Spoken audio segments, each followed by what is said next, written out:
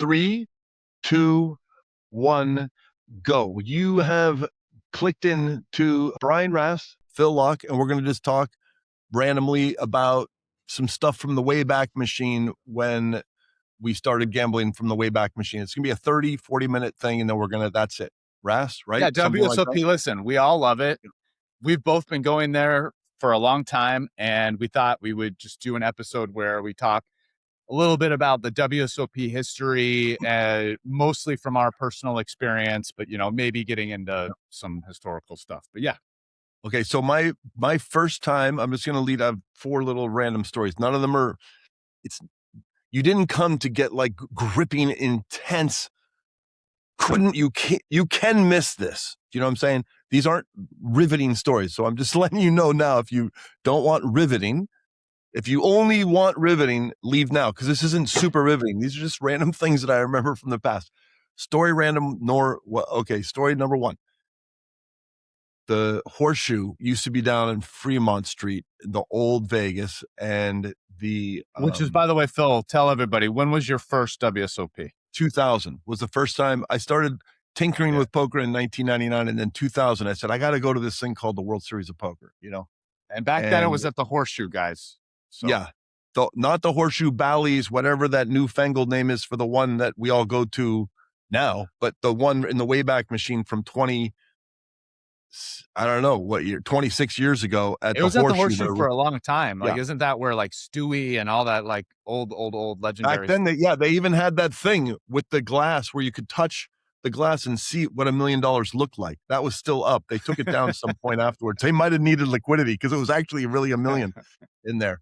But okay, random story 1. I remember playing 5-10 or 10-20 limit poker, and in my entire life before and since, but there wasn't much before. There was only 6 months before, maybe. But in my entire life, I'd never fiddled with chips that were so old and worn out. I was stunned. I was like, wow, these chips have to be from like the shuffling of 1,000 years. They were thin and worn out. And now you can't find chips like this anymore. I didn't realize it was just a company that said, the chips still work. We'll just keep using them. So that was the first random observation.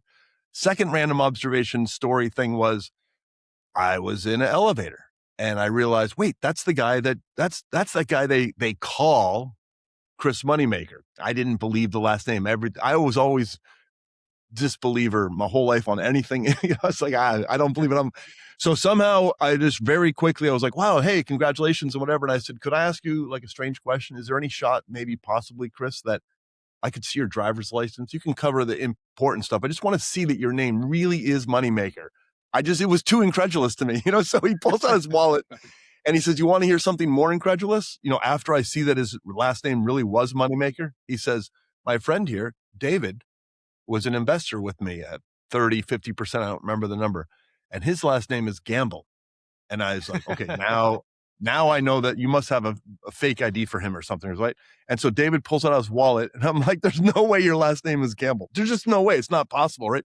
And there it was, David Gamble. So in an elevator 26 years ago, I saw Chris Moneymaker's license and David Gamble's license. And I thought, okay, all right, okay, yeah, you gotta have, that's the Matrix. It was already happening. You could make an awesome play on words on that. David gambled on Chris the Moneymaker. Like it's and won heaps, won the maximum amount possible. And then one more random story. This is it's just hit me that it was interesting then, and it still sticks with me now. I think the guy that owned that whole casino's name was Benny Binion or something, and his son was kind of running the show, and his son was like a 20 to 20. Maybe Jack Binion. Maybe Jack Binion. That's probably what it was. Jack Binion. Yeah, I'm not good with names, but his son was running around in charge, wearing a suit. Didn't look like he didn't look like a suit guy. He looked like a, Alabama ranch hand, friendly guy that will have a drink with you. He didn't feel like a suit guy. And my first interaction with him was I think I was on day 2 or 4 of hanging out with Antonio. I had met him a few days before, and somebody, security or something, swarmed down on Antonio because he was showing some magic, with his deck of cards in the casino. Security swarmed, whatever. And then Benny Binion's son, I wish I could remember his name. He saw what was going on in the kerfluffle, and he came over and he was like, yeah, sorry, Antonio, whatever. And then Antonio, the ultimate charmer, he pulls out his deck. Like he had, even as he's getting, he's like, let me show you. He's doing a little, and the guy was so impressed with Antonio that within 5 minutes, the fella said, security, get the number, get all the security here. I want to, this guy, pointing to Antonio, he can pull out a deck of cards from his personal pocket anytime he wants in this building and show magic to anyone he wants. And it was just like all the security guys were like, what? This guy, you can't bring a deck of cards into a casino. You certainly can't pull them out and be like, yeah. But Antonio got that. And I don't know if corporate America would allow that at like de Bellagio or something anymore. But back then, this guy just made the decision. He said, get all the security guys here. Let them know Antonio's good to go. Any magic tricks he wants to do for anyone, anytime. And I thought that was like fantastic. I was like, watched it happen right there. And, okay. So that was a random story. One last random story. That also at, so that's also at Binion's. This is like really old. Binion's, this is all Binion stuff. And so now Antonio had just won 1.4 million. I don't know what year it was at the Commerce. It was his first real win. His net worth went from like, 20,000 to 800,000. I think this was like 03 or 04. I'm pretty sure. Yeah. So it was still at the Binion's, and we went up there and we're like buddies hanging out, whatever. And there was some of the notable persona people that you could see, like there's Doyle Brunson, whatever. And there were these young journalists that were like, there's the poker is happening. Then there's like the little ropes. Oh, don't go beyond the circle. So there's people kind of congealing here and there. And these reporters were just, I don't know, 2-4 feet from Antonio and I. And two of them were young women under 30 years old. So of course, Antonio gets their attention and they're talking, whatever. And, what are you doing here? Whatever. And they were telling Antonio, oh yeah, we're here to, cover some of this stuff. We heard that, you could win millions of dollars in these poker tournaments, whatever. And Antonio went straight to trolling. He had just won 1.4 million. And he was like, no, you've got your information wrong. A lot of this is synthetic money. It's not. He just started making up terms and stuff. He was claiming that, when you see that, these are just casino ploys to get people to come in and pay rake. Rake is how they make money. It's not giving money away to the players. That's not what's happening here. Oh, and she was like, wait, no one's ever won more than $1 million in poker? And he said, categorically, no. Where have you been getting your information? It was just like watching this happen. He's very persuasive, very charismatic. And he just, 5 minutes later, we disappeared. And I was like, wow, that just happened. And he didn't make any attempt to correct on his way out. He just left it. I was like, I just thought that was funny as hell. And I just wanted to share it with the world. It was funny. No one wins money. The casino's here to take the money. I remember the old days when he used to do magic some. I haven't really seen him do magic in a minute. But when was your first year, Rast, to come to the WSOP? It wasn't at Binion's anymore, was it? No, my first year was 2005, which happened to be the first year at the Rio. I mean, at the time, I didn't know anything about WSOP history, so I don't even know how aware I was or how much I cared. But down at the Rio for the first year, I actually didn't even play that many tournaments, just the main and maybe one or two others, mostly just played cash, right? Which is how you play at the WSOP, right? Mostly cash games, a few tournaments. See, some stories I got, okay. Mostly more poker stuff, but I got basically 4 years in a row. So the first two involve Antonio. First one is my first bracelet I ever won. I had just got back from Brazil. I think the WSOP had just started. It's 2011. I'm back. I had just landed that morning. I'm exhausted. Antonio stops by and is like, hey, Rast, welcome home. Blah, blah, blah. Catches up. And I'm going to go play the 1,500 pot limit hold'em. Oh, I love this story. This is the greatest story. Oh, God. I just couldn't really be less interested in playing this tournament, right? I'm tired. So I'm like, nah, I think I'm going to nap and play cash later tonight. And he's like, Rast, listen, Antonio's is desperate. Yeah. The reader should know this, that Antonio's strength or Achilles heel, I don't know what it is, but he has to have people around. If he were If somebody said, we'll give you $1 million a day, but you have to be alone, he'd probably say, no, I can't do it. I can't be alone. So he has this thing where when he's going to gamble or going to a party or going to dinner, he can't just go to a movie himself or have dinner. No, that hasn't happened probably since he was like 8, So anyway, I'm sure his vision is he's not with anyone, and his buddy just got home, and he wants to hang out with me, at least to like ride over and have me like play in this tournament too. So I think if he had someone else, I never get this offer. But all of a sudden he's now talking about free roll putting me in, which is like, I mean, I don't need him to put me in at 1,500, but so I'm like, the first offers are low. They're like 20, 25%. I'm like, no, 30, no, 35, no. And then he's like 40%. And I start pausing and I'm like, wow, 40% one-time free roll. I mean, the math on this is good. And also another part of me, it's like, it's close. And I'm like, wow, I kind of just want to punish my buddy for this deal. It's like Antonio's never does stuff like this. So I'm just like, sure, fine, you got it. So I go with him. We roll over. More than 40. It was only 40. That was the number. It was only 40. He won more money than me. He would have gone to 70, bro. He was ill right then. You didn't know how ill he was. I could have. He would not have gone to 70, but I could have got him for 50. Yeah. Anyway, so we go over and I play that day, and I mean I played fine, but didn't play like my best poker. But kind of got lucky. At one point, I was all in with the worst of it and won. I made day 2.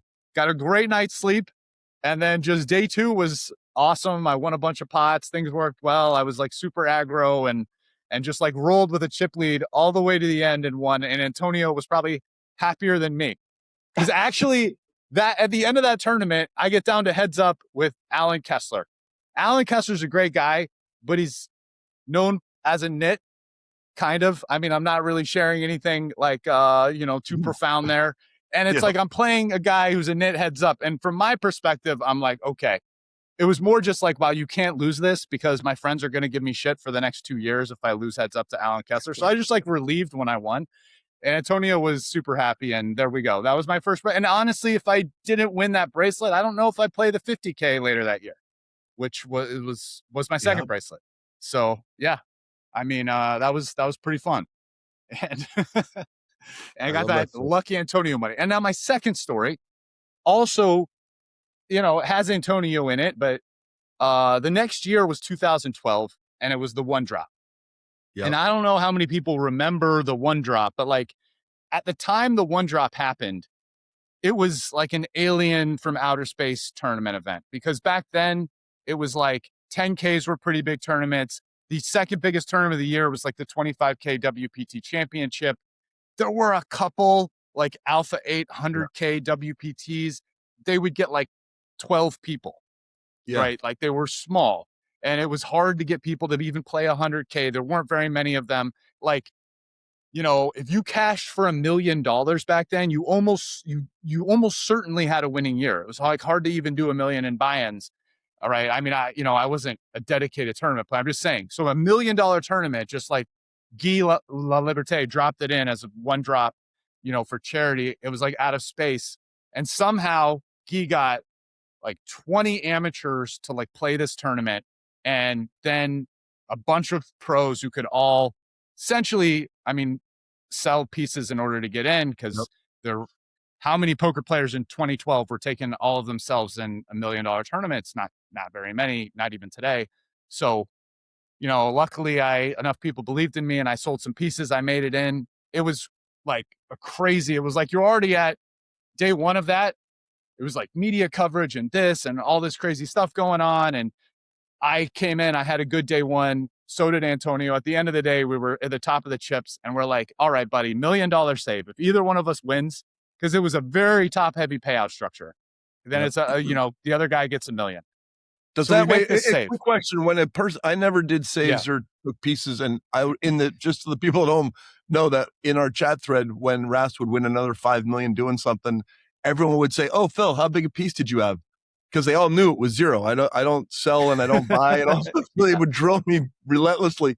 But I'm curious, when you do $1 million save, does that mean all of the people who had pieces of you become whole as well, or was it just they all got all the because I didn't have that much of myself in that tournament. So like Okay. most of that he won, newsflash, like Antonio won. So most of 18 and a half million.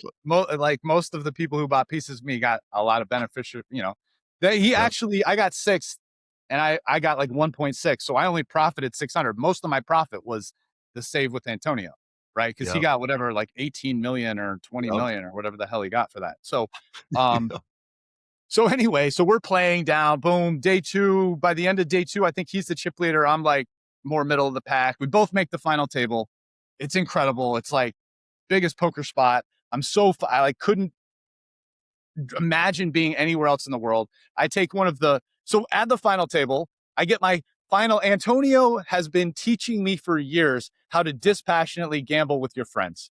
Because actually it's a lesson I need to learn because it's hard, like with your friends winning and losing. And Antonio, one of his kind of strengths is it's just like, nah, he's competing. Okay. He's actually a kind of a jackass of a winner. Like one of his things is when he beats you, and he does this with all the, he's just, you and him are like amazing gamblers. You're both very different, but you have your guys' style. Anyway, he fucking light three bets me at the final table and it gets through. I had a close spot and let it go. And I find out later he had the ace eight offsuit, my under the gun 7 open. And I'm like, all right, buddy. And that was it. That was the final lesson I needed. I feel like after that, I just never had an issue of ever thinking about that. Anyway, I bust in sixth with, maybe it was the biggest pot of the tournament, because I was above average stack and Trickett covered me and I flopped the nut flush and Trickett flopped a set and he rivered quads. I remember that. He had Yep. pocket And threes, like, I think. Quad threes, right? it was that what one Yeah. of the most, like, I was so there and present. It's a moment that is forever seared in my memory. Yep. Like just right after he bets, I believe, and I just call all in to, 60% And then he pot. makes I quads. like instantly turn my hand over, like Yep. expecting it to be good, of course. And then like he turns his hand over. It actually takes me a second to like look and check and no, oh no, this isn't good. Wait, yes. And everyone's like, oh my God. And I start, that thing when it's like, I'm like so sad for a second. I'm like, wow, I'm gonna have to leave this table. It's just like the most fun place in the universe. And so I just start like moving my chips to the center, like that no one's gonna do that for me. And anyway, whatever. Right. So and then because it's one of my closest friends and I have this $1 million save, normally after a spot like that, I'm sure all you guys understand. You want to get the fuck out of Dodge because you're like, okay, I just need to get away from this moment, right? But then I didn't do that. I stayed and cheered on my buddy who went on to win, which was sweet and was celebrated by the end, which was a little bit of an out of body experience because I was kind of not that happy for some of it. But yeah, so that was a fun story and the biggest moment in Antonio's public poker career, at least. I mean, that was an insane win. I have a tie-on add little pin to that story, which came into my head. I took notes so I wouldn't forget it because I use my brain sometimes. I took the note. And now I'm going to tell you the story. You were there. It was around, I don't know. I'm just going to guess 10 years ago. It could have been 5. It could have been 15. But we were all on a ski lodge camping trip and it was you, me, Antonio, and the crew. And we're playing a little, I don't know, 1-2 or 2-5 or something like where people had, because not everyone had a lot of money. Some people had smaller money, whatever, everyone wanted to gamble. So I think we had $200, $500 stacks, but it was match the stack. So within, I don't know, 3 hours, Antonio was making sure to have everyone covered. And there was some hand where he opened and something, and then you raised, and at the end, you made the claim, which everyone knew was true. It's like, yeah, well, you're just seeking edge. And Antonio's like, not on a camping trip playing cards, low stakes with the boys. I'm not seeking edge here. And you stood your ground. You're like, no, you're an edge seeker through and through. And even in this situation here tonight, you are seeking edge. And then Antonio's got all puffy and defensive. He's like, nope. In fact, I'll bet you $1,000. We take the opinion of 3 of these guys here. We agree to the arbiters, and whatever they say goes. It has to be unanimous or whatever. Blah blah. I don't remember the details, but it was like $1,000, and it was just a principled thing that he knew. And then not only did the 3 arbiters, I think I was one of them, but like everyone chimed in afterwards, like, yeah, of course, it's 24/7. It's genetically infused into him. He can't separate from it. And he lost handily. And I thought, is this a troll bet where sometimes, like a real crafty gambler will make a bet he knows he's going to lose to just look like a fish to get future action. And I was watching his reaction, and my tell was, oh my God, the whole time he thought he was going to win the bet. He thought for sure here on the camping trip, he's not seeking edge, Is that where the thread title came from? Our WhatsApp thread? Edge Seekers? I don't even remember this 100%, but I don't think the Edge Seekers thread really existed with that. It must have come out of that bet. Yeah. Wow. And then it was I actually completely didn't even remember that. Dude, but I will say one of the most fun it is all the bets. Like our group would just bet and then like get arbitrators. I mean, even Laden thinks is almost like a baby, like intellectual child of this idea. Of how we all just need to bet on the like most random stupid stuff to like see whose view is correct. It's like it was great, man. I miss that shit. Anyways, yeah. So Antonio's confirmed edge seeker 24/7. It's like that thing. I'll tell you this as a personal aside. I know that you can change from what you do. And I remember 100,000 years ago, I was a salesman, and I remember not liking it because very quickly, as I got good at selling, I saw that I was changing. I couldn't, when I went to go play, Shuffle Master with those things, and you put the long wooden table with the sand grains, and you would try, and it was like shuffle puck, but for miniature, for handheld little pucks. I remember I was talking to some guy, and as I was talking to him, person I'd never met before, the ABC, always be closing. And I remember thinking, what am I closing here? I'm just trying to have a beer and enjoy my shuffle puck game. That is whatever it was, some bar, Second Wind or something in San Diego from Wayback Machine. But, and then I realized I couldn't just normally have social interactions with people without thinking, what am I closing? And I was like, I hate this. I got to get out. And then I remember I got out of sales. I hated it because it was changing how I looked at the world. And I think Antonio has done so much like edge hunting that it's woven into his, he doesn't know that he's just a natural, like edge seeker. I remember back in the day when he was like an actual poker player, kind of, who went to tournaments and played. It's his whole table, like he would get Lot and Thanks started. Every single time he was at a table, he had a Lot and Thanks game going. It was like it was insane. And it's like he could get it going. It's so like it would every single time he roped people, it's like they were happy. He would make with him, and he's so charismatic, and boom. Yeah. And the numbers were solid. If it was a 5 or 10K tournament, by day 2, you'd hear that he was basically 50 to 100% of his buy-in was now covered because of all of his side antics and stuff, Man. Oh, all right. So, okay. Next story. So this is more of like a WSOP learning, whatever, like, okay, I learned something about myself and whatever. It's like, I know people love going into the WSOP and making prop bets. And listen, if you can find prop bets where you're massively plus EV, maybe it's enough to overcome this. But 1 year, so it was like 2011, my first bracelet, 2012 was this one drop with Antonio, and it was either 13 or 14. I think it was 2013, where I go in, I'm hyped for the WSOP. I'm like, I'm going to play more tournaments this year. And I make a few bets, not a ton. And I don't even remember what kind of bets. And it's like, I was playing first week or two or whatever it is, go real bad. Nothing's working out. I'm not cashing, and I'm like, really don't want to be there. And I'm starting to like, now I'm playing a 5K tournament. I'm sitting there going, man, like I'm missing out on like 100, 200 PLO, which is way bigger than this. Like, what is going on? And now it's like fucking with me because I'm almost just playing. Now I'm just like, okay, well, I'm going to play the tournament, but then I'm going to just gamble super hard to either get a stack or go play cash. And then it's like, nah, I just learned through this experience, I regretted how much of a forcing function it is that I need in order to like maximize my enjoyment.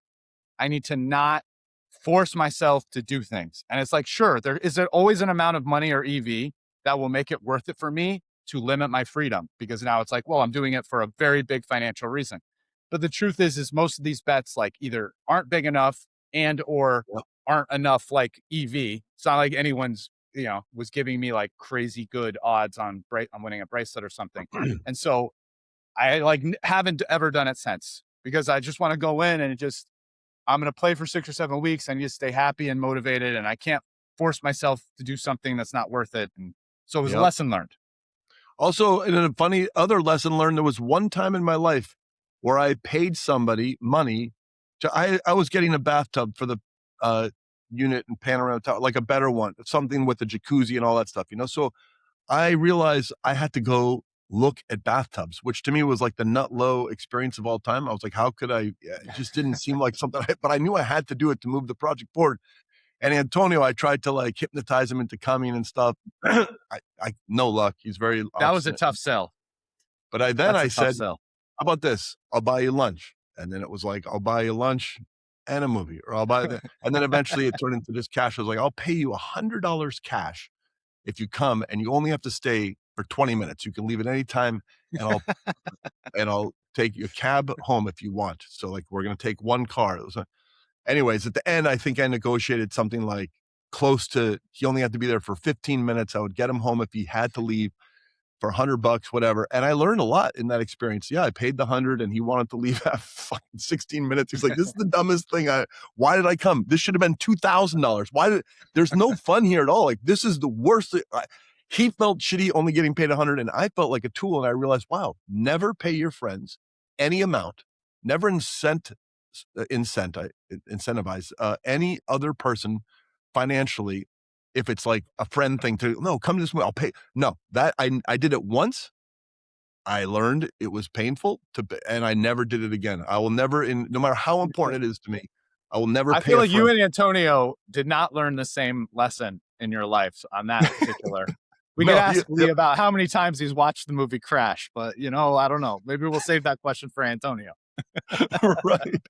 Because Antonio famously, if you don't know, he'll pay somebody like, $500 or $100 or whatever their economic need structure will be to actually watch the movie again. And there are one or two people that have seen one or two different movies, I don't know, upwards of 20, 30 times, because he'll just see them and say, hey, I'll give you another whatever to watch. Just pays people to do hire something. Not me. I can't do it. I'm out of that business. Yeah. Crash. Okay. And my next story, maybe my last, I don't know. Yeah, let's do this one. The last 2 years later. Yeah. Is 2015. Now, I've been playing a little bit more tournaments at this point. I've been playing in Bobby's room. I'm playing the PPC every year now after I won, and we're coming around. It's coming up on the PPC. We're in Bobby's room. I'm there with, I don't know what game, but it's Matt Kirk's in the game, Timofey Kuznetsov, True Teller's in the game. They're betting each other. They're each drafting teams for the 50K.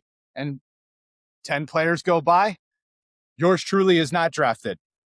That probably irked you. It's fine. I mean, but I'm like, can I try to make some money off of this? So it doesn't irk me. I like whatever. But I did want to make some money off it. And I looked at their teams, and unsurprisingly, you might think I thought True Teller's team was better than Matt Kirk's. So, I would guess if you're having True Teller and Matt Kirk draft against each other on poker teams, that's probably going to happen most of the time. So it happened this time. So I go to Matt Kirk and I say, Matt, I would like to bet myself versus your team, but obviously because you guys didn't draft me, I'm clearly worse than, the guys on your team.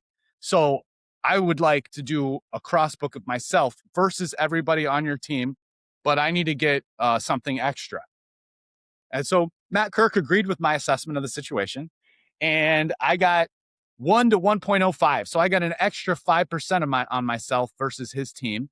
And I believe it was for, I can't remember exactly, but I think it was for something along the lines of 10% per player. And I had like 10.5 or 11% of myself. So I had 52.5% of myself, I think, or no, 52.5% of myself. And I had to book 10% of 5 guys. Concurrently, Timex back in the day, if you guys remember, Mike McDonald, I don't know if it was on his betting site yet, but he had released, like, for the 50K PPC, he would give odds that basically he was going to book anyone for some markup. Yep. Yeah. And so of all the guys who played in Bobby's room, I was at or tied for like the lowest rake. Lowest markup. Yep. Which that one actually insulted me more than Timothy and Matt not drafting me, because I'm like winning in Bobby's room at that point, and I'm just like, wow, this is thinking to myself like, fuck this. This is like nonsense. Like, I'm gonna buy as much of myself as Mike McDonald's gonna sell. Like, so I'm like, let me buy blah, blah, blah. So he sells me 50%, and I'm like, can I buy another 50%? And he's like, no. And I think I was like, can I buy another 50 myself at 1.25? And he was like, no. So at that point I was like, fine. Now I have all these bets. I have over 100, just over 100% extra. And, I like, there were a couple of buddies who wanted a piece of me, the 50K. And I'm like, well, guys, listen, normally with my friends, I'm like, okay, yeah, you can have some face piece. I'm like, listen, guys, like Antonio, right? I'm easily, you got to take a piece of these bets this year instead, because like, which actually, because if you want a piece of me, so he does. So, I don't win the entire amount, but I have a lot. I have well over 50% extra or something when it was all said and done. Yep. And we go that year, and I was like the most fired up I'd like ever been to play that event. It's like, because I'm booking guys, I've got 200%, over 200% extra on myself, and I'm going from like, I get there at the beginning of level 1, and I'm like so locked in, right? I couldn't like it's like one drop final table locked in almost. So, things go well. Obviously, I didn't win it because I was locked in. That just helped. I won it mostly because I ran good, but that's how it worked out. And I won that tournament, and I think it's my biggest poker win. I don't know about gambling, but it's my biggest poker win, because I did actually technically win more money in the 500K, but I had sold pieces, and this one. So this was sick. And I remember after I won, I actually had that like psycho competitor moment where I was sitting there going, and this is for you, Time X. I might have even said it fucking out loud, like to myself, like right after I won the tournament, because it was just one of those things where I think it's weird. I do actually feel like as a competitor, you like really need to find ways, especially for me, because one of my foibles is focus. It's like, I need to find ways to get myself like hyped up and keep the pressure on. So I like make myself compete at the highest level. And so it's like that tournament handled it for me. And luckily it all worked out. And I will say this is a follow-up story. So although I won all that money, I basically had to pay Matt Kirk it back like a week later, because like 100K came up and Matt Kirk is steaming, right? Because he's like, can't believe he booked with me and I won the fucking tournament. Everybody knows, if you've ever cross-booked people, it's the worst feeling of all time. There's nothing that's worse than if you're cross-booking someone and watching tournament updates as they just keep staying alive. It's like the most anxiety. So I'm sure, he's tilted out of his gourd, as only Matt Kirk can tilt. And so Aussie Matt is like, listen, Brian, we got to do it again. I want to bet on Fedor in like the 100K no limit or whatever, like that happened like a week later. So I let him do it. And I think it was like either Fedor versus me or something. And I bust out of the money, and Fedor goes on to either get second or win. And it's like, I had to basically give him back like whatever, the 4 or 5 or 100 or whatever it was that I won from him. So pretty close. But yeah, so that was like a fun little gambling story with prop bets from 2015. And the takeaway, children at home thinking about gambling with your own money, is in the real world and in gambling, sometimes it's very easy, you'll feel, to get the money. The hard part is keeping it or putting it into things outside of your realm of gambling that actually do well. It's very easy to lose money. It's almost the easiest thing you can do because everyone's trying to win it from you. So if you happen to do any winning, be especially attentive. It's sort of like when you're very lucky and you get a raise at your butt, you get a promotion and everything's going good.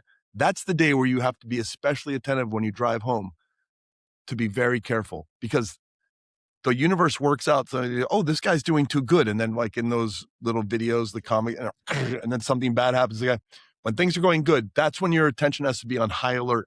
That's my takeaway from in my life. Whenever it comes in, fast and easy is you got to put your guard up because something in the universe is conspiring to take it away from you. Yeah. And I will say, first, actually, I actually think this year was 2016, not 2015. And second, I wasn't excited in 2016 to like book myself versus Fedor. Let me put it that way. Yeah. It's not something I would have like gone out and seek, but Right. Matt Kirk just gave me a bet that I was very happy to take. Yep. And sometimes in gambling, You especially when you beat someone, you give action back, you know, Yeah. and I got punished for it. I gave the guy action back and I got max punished. We've all done it. You know, thank you, Fedor, for playing great and winning that tournament. I didn't want to book you, buddy, but I ended up doing it. Anyways, I think we should call this a wrap on the old time memories. Yeah. And then we're going to do another one, which is basically the new time thing that's coming up. So I don't know. Can you say that more eloquently than me, please?